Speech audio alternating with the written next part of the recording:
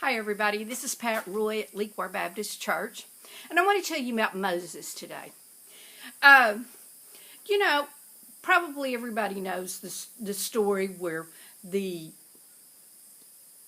Israelites were in the Egypt, and they were all slaves, and for generations they'd been slaves of Egypt, and they wanted out, they thought, and it just kept on going, and they were crying out to God, come and save us, come and save us. And, for hundreds of years, this went on. And finally, he said, okay, I'm going to send you a man. So he goes to Moses, and he says, you're my man. I want you to take my people out of Egypt. We're going to free them. And Moses is like, not me. I don't even talk good.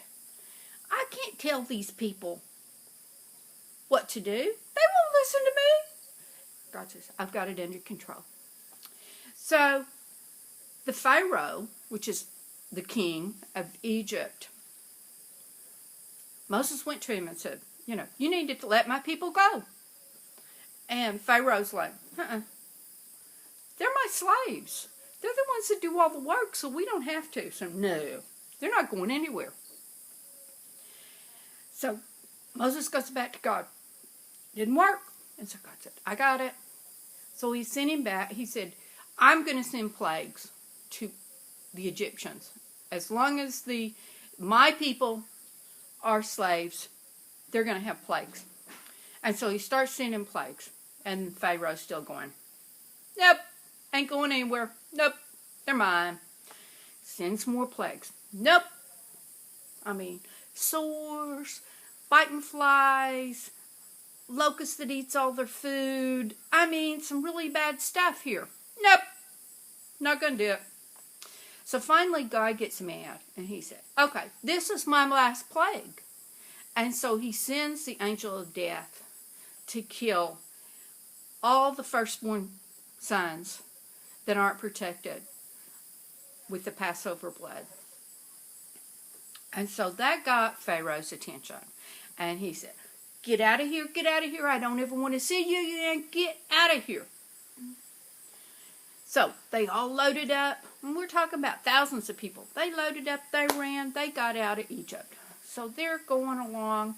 And Pharaoh changes his mind.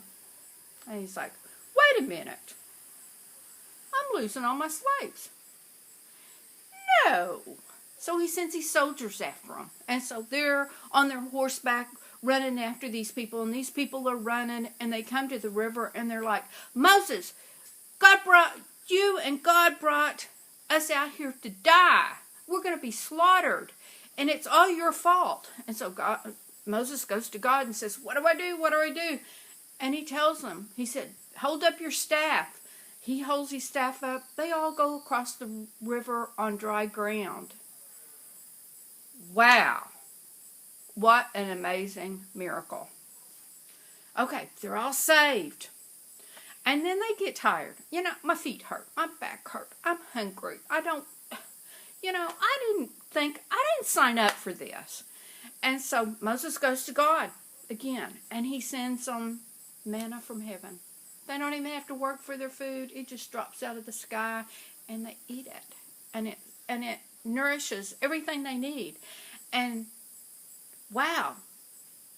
Boy, we're your chosen people, God. We've got it. We've got it. We worship you. Then they get tired again. And it's like, this manna is so boring. We don't ever have anything else except this bread, and so whine, and they get on Moses about it, and so Moses goes, oh, God, help me out here. And so he sends quail. Thousands of quail. So they eat meat. And they're like, okay, God, we're your chosen people. We love you. We've got it. And then the next time they won, and the next time they won. And so finally Moses goes to God and he says, these are all my kids. I didn't give birth to them. What am I going to do? I don't know how to handle this. And so God tells him, I am by your side. I will help you every step of the way. And so Moses sticks to it until they whine too much, they go too far, and they decide to worship an idol. After all these miracles, all these huge miracles, they do something like that after all this stuff that God has done for them. So, boy, God's mad. And he comes down and he wipes a whole bunch of them out, and he decides that none of the ones of the old people that came out of Egypt, will go into the promised land. And so he gets them lost.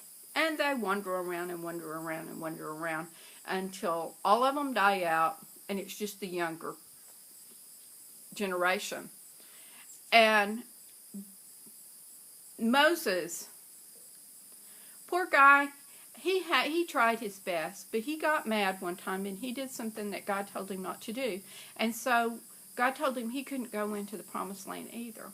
And I've always wondered if Moses wasn't just, he got to see the promised land from a hill and then he died. And I'm thinking he thought, whew, I got them here. I am so tired of them. Just kill me now. Aren't we like that? I mean, God will do something fantastic in our life, and we are so fired up for him. And then it wears off, and we're like, well, wait a minute. Why didn't he do this? And I need this done, and I want this. And if God really loved me, he'd do this. That's not what we're on the earth for. It's not gimme, gimme, gimme. It's what we are supposed to be doing for God. I mean, we are supposed to be praising him and loving him and worshiping him.